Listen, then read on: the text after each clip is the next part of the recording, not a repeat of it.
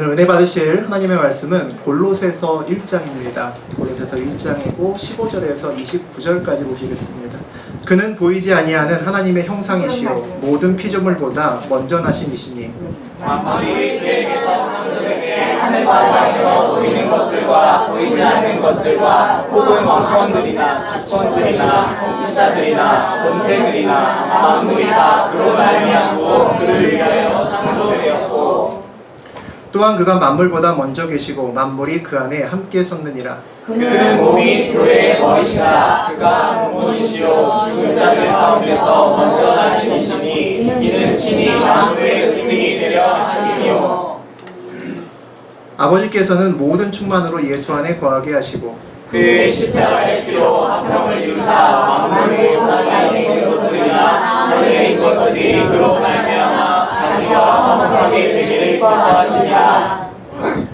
전에 악한 행실로 멀리 떠나 마음으로 원수가 되었던 너희를 이제는 그의 육체의 죽음으로 말미암아 화목하게 하사 너희를 거룩하게 하고 허물되고 생각하는 것이 없는 자로 그 앞에 세우고자 하셨으니 만일 너희가 믿음에 거하고 터 위에 굳게 서서 너희 들은 바 복음의 소망에서 흔들리지 아니하면 그러하리라. 이 복음은 천하 만민에게 전파된 바요 나 바울은 이 복음의 일꾼이 되었노라. 나는 이제 너희를 위하여 받은 괴로움을 기뻐하고 그리스도의 남은 고난을 그의 몸된 교회를 위하여 내 육체에 채우노라. 내가 교회의 일꾼 된 것은 하나님이 너희를 위하여 내게 주신 직분에 따라 하나님 말씀을 이루려 함이니라. 이 비밀은 만세와 남세부터 감추어졌던 것인데 이제는 그의 성도들에게 나타났고 하나님이 그들로 하여금 이 비밀의 영광이 이방인 가운데 얼마나 풍성한지를 알게 하려 하심이라. 이 비밀은 너희 안에 계신 그리스도시니 곧 영광의 소망이니라.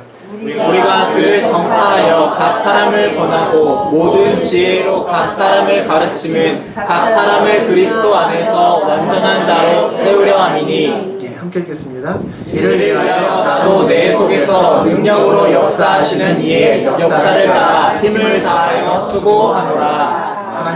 하나님 말씀입니다. 아멘. 우리 방금 전에 골로새서 1장 15절에서 29절까지 함께 읽었습니다. 우리 그 내용 가지고 내 속에서 능력으로 역사하시는 이를 따라 내 속에서 능력으로 역사하시는 이를 따라라는 제목으로 함께 은혜를 나누겠습니다. 꽉 차서 들으니까 참 좋다라는 생각이 듭니다. 인천교회 환영하고 또 함께 은혜 받는 시간 되셨으면 좋겠습니다. 네, 오늘은 골로새서 두 번째 강의 시간입니다. 우리가 한 주를 살면서 하루에도 수십 번씩 하나님을 믿는 사람이면 주님이라는 말이 입에 달고 다닙니다. 오늘도 굉장히 많이 부르셨죠. 우리가 매일 주님이라고 부르는 예수님은 어떤 분일까? 성경은 예수님을 어떻게 말할까? 오늘 함께 읽은 골로새서에 그런 이야기가 나옵니다. 주님은 주인님이란 뜻이죠. 예수님을 주님이라고 부르는 것은 예수님이 나의 주인입니다 라는 고백입니다. 그런데 예수님이 주인 되는 삶은 생각보다 어렵습니다. 그분을 따라가려고 애를 쓰지만 자꾸 내 힘이 들어가죠. 예수님이 주인 되는 삶이란 어떤 삶이고 우리가 어떻게 하면 그런 삶을 살 수 있을까? 오늘은 그런 이야기를 함께 나누는 시간 되었으면 좋겠습니다. 우리 함께 봤지만 15절 같이 한번 읽어보겠습니다. 그는 보이지 아니하시는 하나님의 형상이시요 모든 피조물보다 먼저 나신 이시니. 사람들은 보이지 않는 하나님을 보여달라고 합니다. 하나님을 보고 싶다라고 이야기를 합니다. 오늘 성경은 예수님이 하나님의 보이는 형상이라고 얘기를 합니다. 보이는 하나님이라는 거죠. 기독교에서는 삼위일체 하나님이라고 부릅니다. 하나님과 예수님과 성령님이 하나이죠. 하나이고 또 셋이기도 하다는 이야기입니다. 알 듯도 하고 모를 듯도 한 이야기인데 사실은 모른다는 겁니다. 하나님을 더 알려고 노력하는 건 좋지만 우리가 어떤 틀이나 공식에 맞추어 놓고 하나님을 짜맞추기는 할 수 없다는 이야기입니다. 불가능하다는 이야기죠. 알 듯 모를 듯한 삼위일체의 본질은 하나입니다. 예수님은 하나님이시라는 겁니다. 성령님도 하나님이시라는 거고 세 분 모두 다 하나님으로 동일하시다는 겁니다. 모든 피조물보다 먼저 나신 이신이라고 되어 있습니다. 예수님은 생명의 시작이시고 만물의 근원은 예수님이라는 겁니다. 중요한 단어가 하나 있습니다. 먼저라고 되어 있습니다. 아무것도 없을 때 예수님이 계시다는 거죠. 예수님이 있고 나서야 나머지 것들이 있을 수 있다는 이야기입니다. 16절 같이 읽겠습니다. 만물이 그에게서 창조되되 하늘과 땅에서 보이는 것들과 보이지 않는 것들과 혹은 왕권들이나 주권들이나 통치자들이나 권세들이나 만물이 다 그로 말미암고 그를 위하여 창조되었고 만물이 그에게서 창조되되 또 만물이 다 그로 말미암고 그를 위하여 창조되었고 라고 되어 있습니다. 만물의 주체도 예수님이고 만물의 근원도 예수님이고 만물의 목적도 예수님이라는 이야기입니다. 예수님이 우리를 만드시고 예수님 때문에 우리가 창조됐고 예수님을 위해서 우리가 창조되었다는 이야기죠.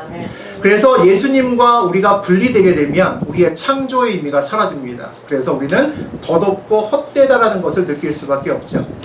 그래서 예수님을 알지 못하는 또는 알지만 예수님을 깊이 만나지 못하는 사람들이 한평생 살고 나서 하는 평가는 인생은 헛되다라고 이야기합니다. 당연한 거죠.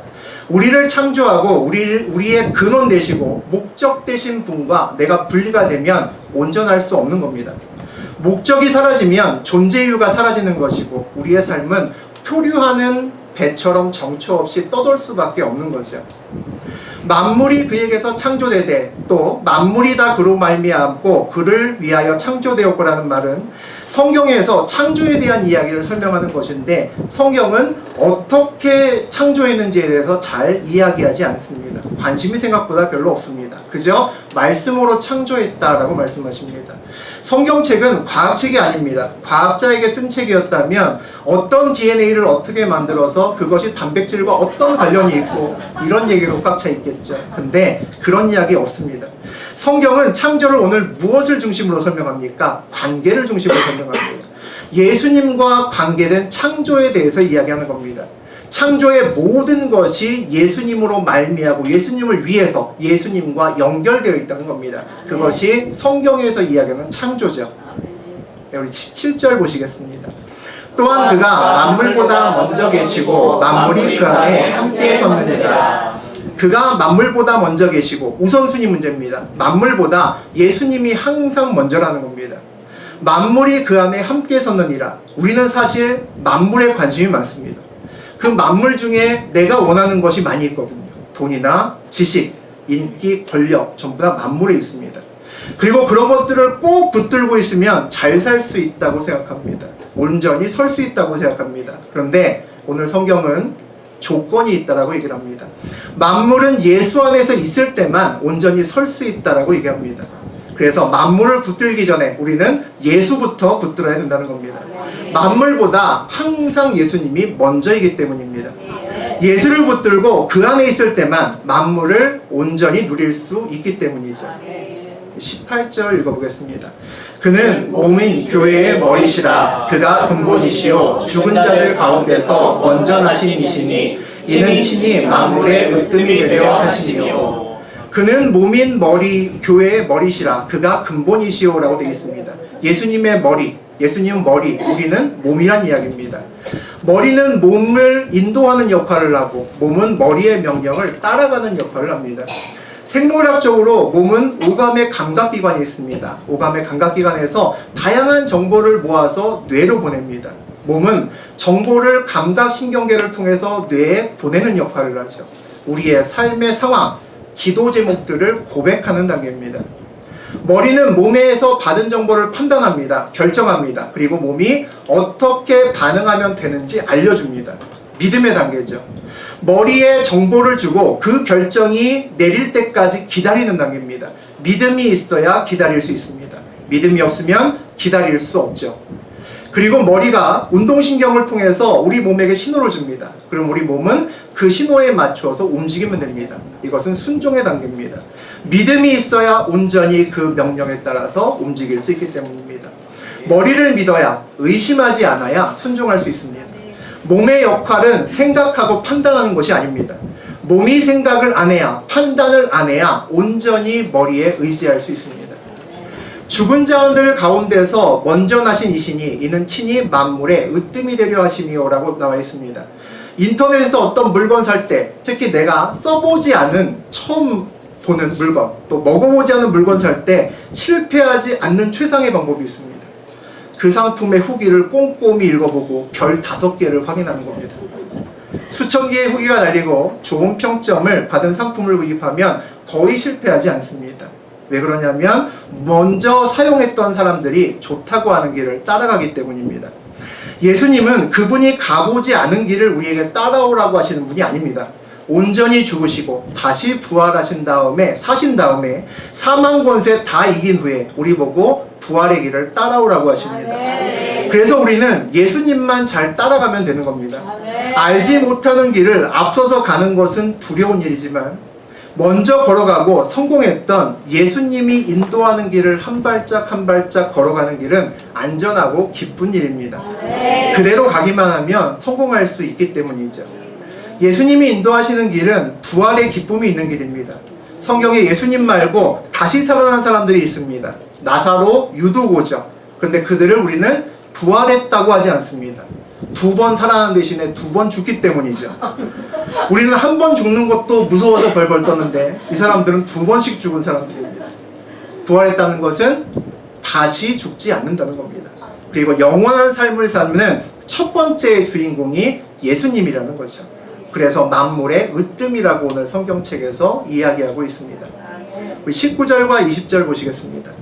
아버지께서는 모든 충만으로 예수 안에 거하게 하시고 그의 십자가의 피로 화평을 이루사 만물 곧 땅에 있는 것들이나 하늘에 있는 것들이 그로 말미암아 자기와 화목하게 되기를 기뻐하십니다. 모든 충만으로 예수 안에 거하게 하시고 하나님은 풍성하십니다. 하나님은 충만하십니다. 모자라지 않는 것을 넘어서 차고 넘치는 분이십니다. 하나님은 그의 모든 풍성하심을 예수 안에 거하게 했다고 오늘 말씀하십니다. 하나님의 힘과 현존 모든 것이 예수 안에 가득 찼다는 이야기입니다. 하나님이 곧 예수님이라는 거죠. 그래서 우리는 예수님을 만나면 풍성해집니다. 충만해집니다. 차고 넘칩니다.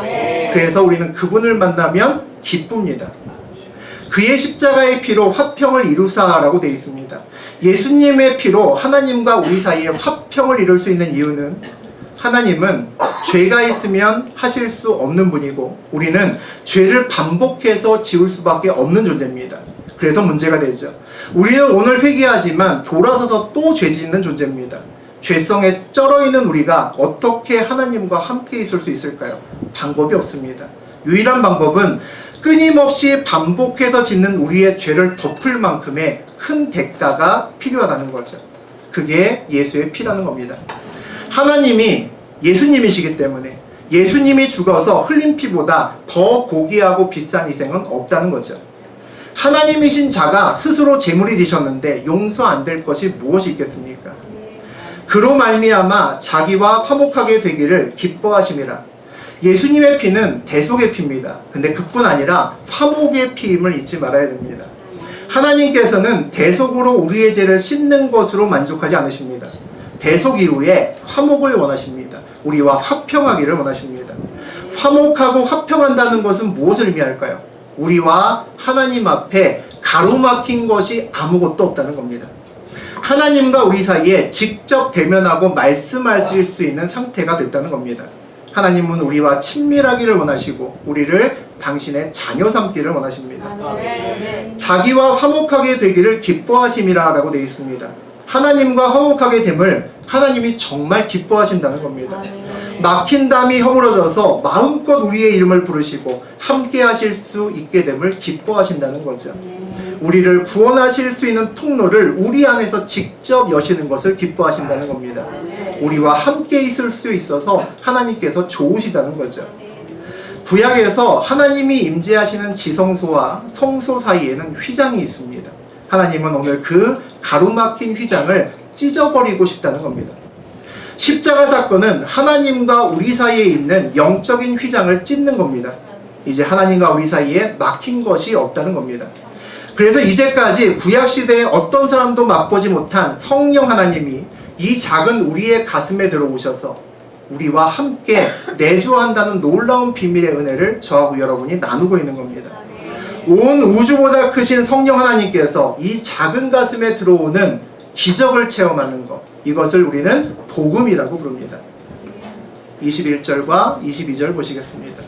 전에 악한 행실로 멀리 떠나 마음으로 원수가 되었던 너희를 이제는 그의 육체의 죽음으로 말미암아 화목하게 하사 너희를 거룩하고 흠없고 책망할 것이 없는 자로 그 앞에 세우고자 하셨으니 전에 악한 행실로 멀리 떠나 마음으로 원수가 되었던이라고 되어 있습니다. 우리는 악합니다. 정말 착하다고 하는 아주 어린아이도 아이가 좋아하는 것을 손에 쥐었다가 가져오면 웁니다. 원래 짖기 아니었는데 엉엉 울죠. 사람은 원래 본성이 악합니다. 그래서 그냥 내버려 두면 악한 길로 갑니다. 힘만 있으면 자기 행복을 위해서 남의 것을 뺏습니다. 그래서 하나님 없이 사는 사람은 악한 길을 걸을 수밖에 없고 악한 길을 걸으면 하나님과 함께 있을 수 없습니다. 그래서 하나님과 원수가 될 수밖에 없죠. 너희를 거룩하고 흠없고 책망할 것이 없는 자로 그 앞에 세우고자 예수의 죽으심으로 하나님과 우리는 화목하게 되었고 우리를 흠없고 책망할 것이 없는 자로 온전한 자로 하나님 앞에 세우기를 원하신다는 겁니다. 이 온전한 상태를 우리는 성결이라고 부릅니다. 이 성결로 가는 과정을 성화라고 부르죠. 어떻게 성결한 자가 될 수 있을까요? 어떻게 완전한 자가 될 수 있을까요? 우리 23절 보시겠습니다. 만일 너희가 믿음에 거하고 터 위에 굳게 서서 너희 들은 바 복음의 소망에서 흔들리지 아니하면 그러하리라.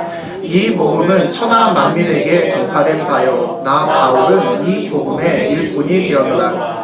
믿음에 거하고 터 위에 굳게 서서 너희 들은 바 복음의 소망에서 흔들리지 아니하면 그렇게 될 수 있다는 겁니다. 동사만 보겠습니다. 거하고 굳게 서서 흔들리지 아니하면 온전하게 된다는 거죠. 그 세 개의 동사에 연결된 중요한 두 개의 단어가 있습니다. 믿음과 복음의 소망입니다. 믿음에 거하고 믿음 위에 굳게 서서 믿음에서 흔들리지 아니하면 온전하게 되죠. 또 복음의 소망에 거하고 복음의 소망 위에 굳게 서고 복음의 소망에서 흔들리지 않으면 온전하게 됩니다. 둘 다 말이 되죠. 여기서 믿음은 복음의 소망으로의 믿음을 얘기합니다. 복음의 소망으로의 믿음이 뭐를 의미하는지 보겠습니다. 바울이 쓴 로마서 8장의 35절과 38절 읽어보겠습니다. 누가 우리를 그리스도의 사랑에서 끊으리요 환난이나 공고나 박해나 기근이나 적신이나 위험이나 칼이랴 높음이냐 기쁨이냐 다른 어떤 피조물이라도 우리를 우리 주 그리스도의 있는 하나님의 사랑에서 끊을 수 없으리라. 두 개의 35절과 38절의 공통점은 끊을 수 없다는 겁니다. 그리스도의 사랑에서 하나님 사랑에서 그 어떤 것도 우리를 끊을 수 없다는 거죠. 이것이 복음이 소망에 대한 믿음입니다. 복음의 소망에 대한 믿음이 바로 이것을 얘기합니다.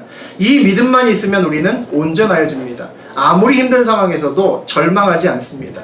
넘어져도 일어날 수 있습니다. 세상의 모든 것이 다 끊어져도 그리스도의 사랑은 하나님의 사랑을 우리에게서 가져갈 수 없기 때문입니다. 내 노력으로 성화돼서 성결할 수 없습니다. 내 노력으로 완전해질 수 없습니다. 하지만 복음의 소망이 있으면 믿음이 있으면 우리는 온전해질 수 있습니다. 예수님이 나를 인도하시고 그분의 끊어지지 않는 사랑의 줄을 잡고 있으면 우리는 온전해질 수 있습니다. 우리 24절과 25절 보시겠습니다. 나는 이제 너희를 위하여 받는 괴로움을 기뻐하고 그리스도의 남은 고난을 그의 몸된 교회를 위하여 내 육체에 채우노라. 내가 교회의 일꾼 된 것은 하나님이 너희를 위하여 내게 주신 직분을 따라 하나님의 말씀을 이루려 함이니라. 너희를 위하여 받는 괴로움을 기뻐하고 사실 이 골로새서를 쓴 바울은 골로새 교회에 방문한 적이 없습니다. 한 번도 만난 적이 없던 사람한테 지금 편지를 쓰는데 편지를 쓰면서 너희를 위해서 고난을 받았다라고 이야기를 합니다. 어떻게 보면 말도 안 되는 거죠. 하지만 그리스도의 복음을 전파하는 것은 모든 그리스도인의 의무와 책임입니다. 바울은 오늘 골로새 성도들을 대신해서 스스로 복음을 전하고 전파하고 있다는 겁니다. 그러다가 지금 감옥에 갇혀서 고난을 받고 있다는 거죠. 그래서 골로새 성도들뿐만 아니라 수천 년 후에 살고 있는 우리도 바울에게 빚진 자입니다. 우리도 복음의 빚진 자죠. 그가 있었기에 우리도 예수를 알게 되었기 때문입니다. 내가 교회의 일꾼 된 것은 하나님이 너희를 위하여 내게 주신 직분에 따라 하나님의 말씀을 이루려 함이라고 되어 있습니다. 우리의 직분의 공통점은 모두 교회의 일꾼이라는 겁니다. 우리의 직분은 모두 또 하나님께서 주셨다는 거죠. 아멘. 그래서 우리의 직분에는 하나님의 뜻이 있습니다. 교회 안에서 장로도 있고 권사도 있고 집사도 있고 전도사도 있고 목사도 있습니다. 그 직분에 따라 하나님의 뜻이 있습니다. 우리는 그것을 사명이라고 부릅니다. 여러분의 직분에 담겨져 있는 하나님의 뜻을 여러분은 찾으셔야 됩니다.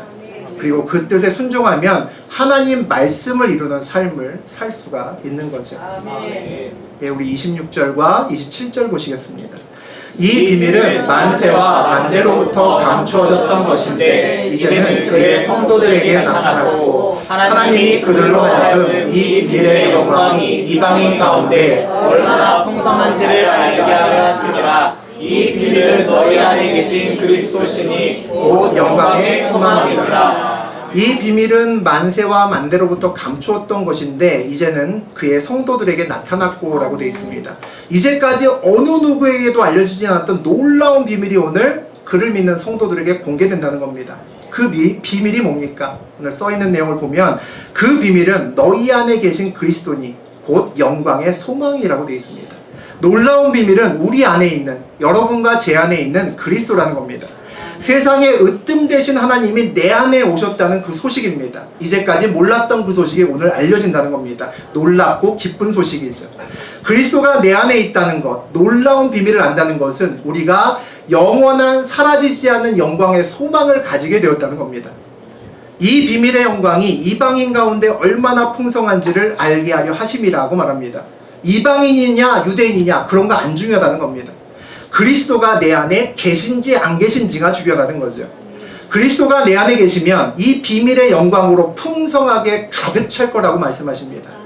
이것이 구원에 필요한 단 하나의 조건입니다. 이것이 복음입니다. 이것이 우리 인생의 가장 기쁜 소식입니다. 그리스도의 풍성함이 저와 여러분 안에도 동일하게 있기를 축원드립니다. 28절 보시겠습니다. 우리가 그를 전파하여 각 사람을 권하고 모든 지혜로 각 사람을 가르침을 각 사람을 그리스도 안에서 완전한 자로 세우려 함이니. 각 사람을 그리스도 안에서 완전한 자로 세우려 함이니 교회의 사명입니다. 우리의 사명입니다. 우리의 사명은 사람을 세우는 데 있습니다. 한 사람을 그리스도 안에서 완전한 자로 세우는 것이 우리의 목표입니다. 믿음의 사람을 양육해서 세상에 파송해서 세상을 변화시켜야 됩니다. 하나님과 함께 세상에 나가서 세상에 선한 영향력을 전하고 세상을 이기는 성도가 되셔야 됩니다. 어떻게 한 사람을 완전한 자로 세울 수 있을까요? 28절의 내용을 보니까 모든 지혜로 각 사람을 가르치라고 되어 있습니다. 모든 지혜로 가르치면 됩니다. 믿는 사람은 압니다. 지혜는 하나님을 경외하는 것으로부터 시작합니다.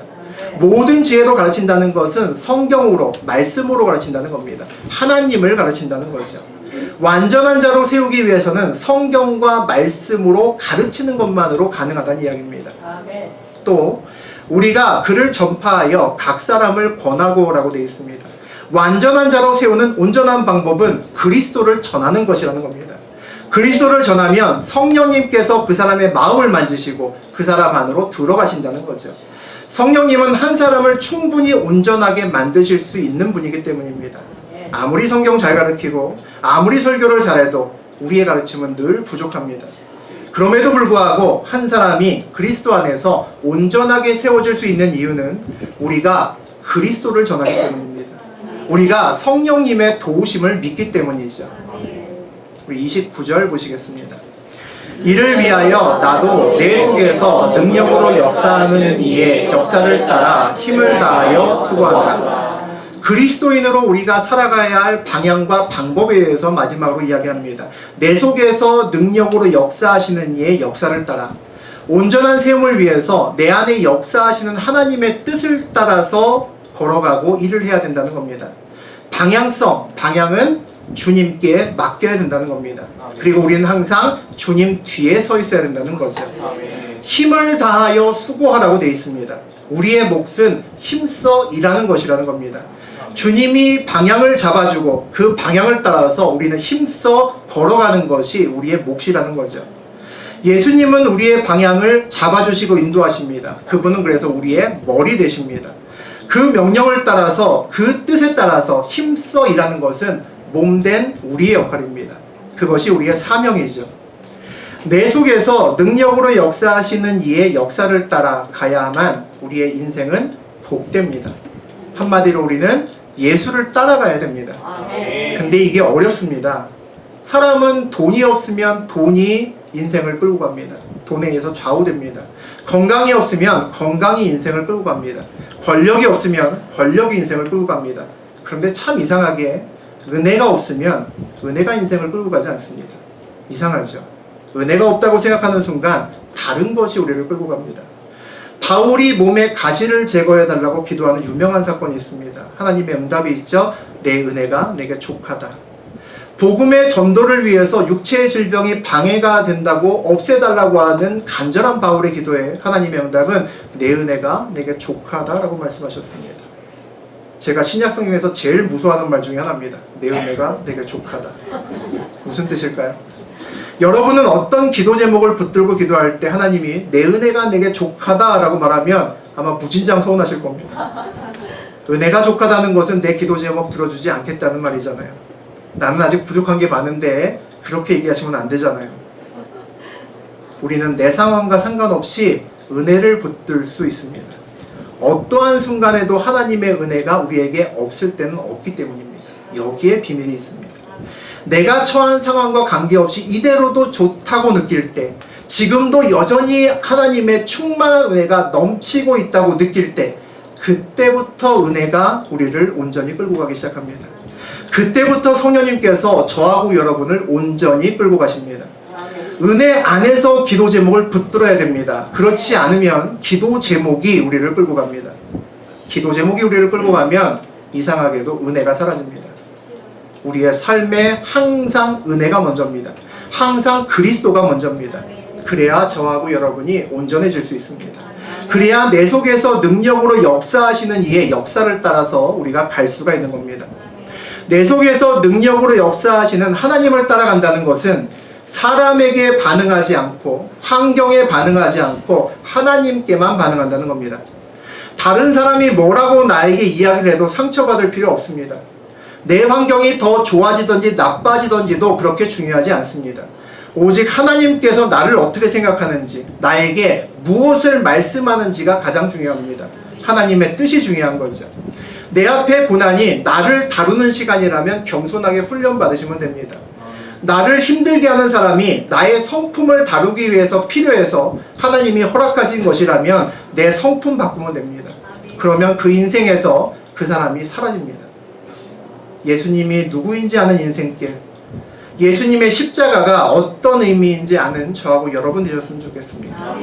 내 속에서 능력으로 역사하시는 이의 역사를 따라가는 저하고 여러분이 되었으면 좋겠습니다.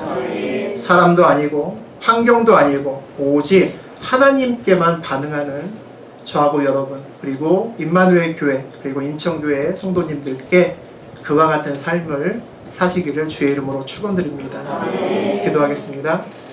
주님, 감사합니다. 오늘도 주님께서 필요한 말씀을 우리에게 주셨습니다. 하나님, 약한 우리를 세워주옵소서. 우리의 모든 삶에서 오직 그리스도, 예수가 먼저 있게 하여 주옵소서. 나의 기도 제목보다도, 나이가 원하는 그 만물보다도 온전히 주님을 먼저 구할 수 있도록 아버지 도와주옵소서. 주님만이 우리를 충분히 차고 넘치게 채울 수 있다는 것을 믿어 의심치 않게 하여 주옵소서.